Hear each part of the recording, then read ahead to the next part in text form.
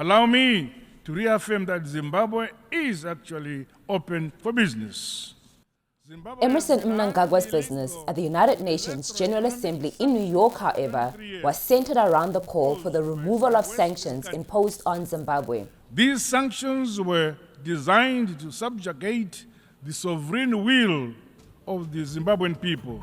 The sanctions, enacted more than 2 decades ago by the European Union, United States, and United Kingdom, were designed to target specific individuals responsible for human rights abuses, subversion of democratic processes, and the facilitation of corruption. Sadist attack on defenseless people.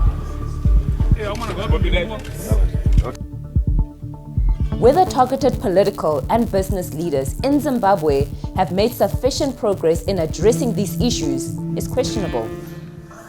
The recent assessment conducted by the Southern African Development Community's Electoral Observer Mission during the August 2023 elections raised concerns about the persisting presence of undemocratic practices within the country. The mission noted that some aspects of the harmonized elections fell short of the requirements of the Constitution of Zimbabwe, the Electoral Act, and the SADC principles and guidelines governing democratic elections. Prior to these electoral apprehensions, an extensive and alarming investigative report by Al Jazeera earlier in the year implicated Emmerson Mnangagwa along with his niece Henrietta Rushawa, who serves as president of Zimbabwe's Mining Association, and Ubert Angel, Zimbabwe's ambassador at large, in illicit gold smuggling and money laundering schemes involving millions of dollars. Notably, the list of individuals being targeted by sanctions includes the president himself and his son, Emmerson Mnangagwa Jr. Mnangagwa remains steadfast in his belief that the economic hardships endured by citizens are a direct consequence of Western interventions.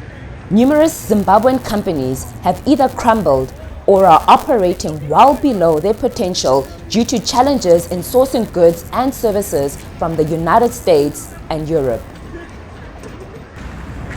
The Office of Foreign Assets Control in the United States acts as the governing authority responsible for imposing penalties on any U.S. entities that engage with sanctioned individuals, entities, or countries. This strict enforcement discourages potential investors, thereby perpetuating a cycle of hardship within the nation. We therefore demand that the unjustified unilateral sanctions be unconditionally lifted. But he doesn't talk about the issues that attracted these sanctions. It is true that the majority of Zimbabweans are flocking into South Africa to look for jobs and to look for health services.